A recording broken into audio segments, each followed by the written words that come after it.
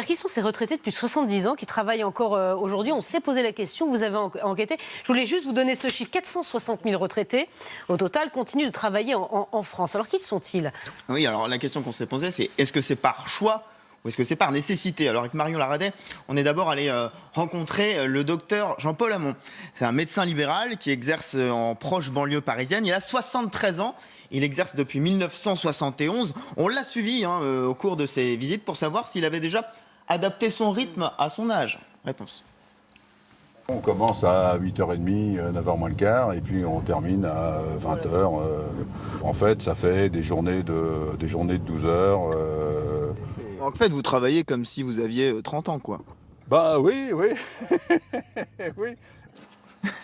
Voilà, on a pris le cas d'un médecin parce que c'est un exemple emblématique. Juste quelques chiffres. Il y a plus de 12 000 médecins libéraux aujourd'hui qui sont âgés de plus de 65 ans. Il y a même 3 300 qui ont plus de 70 ans. Donc dans le cas, et ce qu'on a pu constater dans le cas du docteur Hamon, c'est que c'est pas une question de choix économique. Écoutez. Au fond, moi, j'avais pas envie d'arrêter. C'est un métier que j'aime bien. C'est ce qu'on essaye de transmettre aux jeunes médecins, c'est-à-dire que c'est un métier qui est formidable à exercer. Je dois avoir 5 ou 6 familles ici où j'ai soigné 5 générations.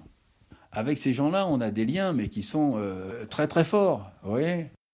Voilà, donc là, oui. c'est plus une notion d'amour du métier, voire de plaisir. C'est un sacerdoce, c'est une passion, comment dire, voilà, c'est un sacerdoce, oui, c'est le terme, c'est le bon terme. Il y a aussi ceux qui continuent par nécessité, Benjamin, malheureusement. Oui, exactement.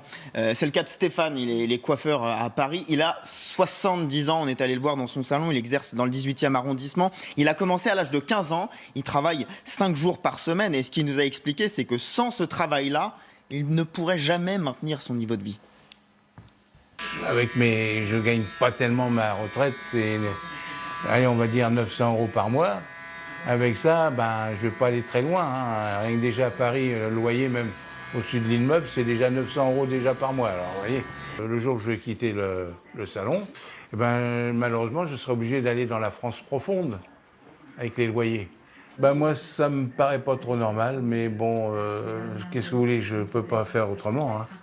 Ah non, ça ne paraît pas normal. Il y a beaucoup d'artisans qui sont dans le cas d'avoir un métier complémentaire. Il a commencé à 15 ans, c'est pas possible qu'il continue à travailler aujourd'hui. S'il était indépendant, les retraites sont vraiment minuscules. Et pour lui, c'est double peine parce que sans son salon, il n'a pas de logement. Regardez où il habite, c'est quand même une image assez folle.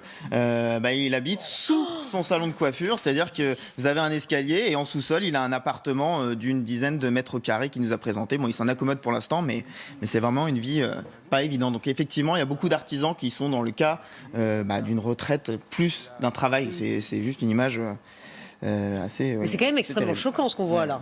Oui, à 70 ans, continuer à travailler et vivre effectivement sous son salon, c'est dur. Et déprimant, oui. Déprimant, oui. Alors pour compléter, on a aussi rencontré une salariée qui continue de travailler, Danielle, qui est secrétaire médicale. Elle a 72 ans, elle travaille une trentaine d'heures par semaine. Elle aussi dit travailler par nécessité, mais pas nécessité économique. C'est autre chose.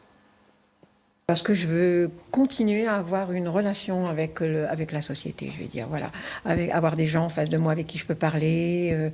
J'ai l'impression d'apporter une pierre à la société, voilà, d'être utile. Et en retraite, ça, ce serait... Et en retraite, j'ai peur en retraite de me retrouver en retrait et de ne plus avoir de contact avec la société. Moi, j'entends ça comme ça.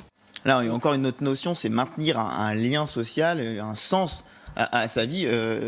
Là encore, c'est une autre raison un peu différente. On a encore un panel de raisons. Alors sans doute qu'il y a un mélange chez certaines personnes, mais simplement aujourd'hui le résultat il est là, c'est qu'entre 2006 et 2017, la part des plus de 65 ans a augmenté, a été triplée quasiment. On est à plus de 3% maintenant de plus de 65 ans sur l'ensemble des travailleurs.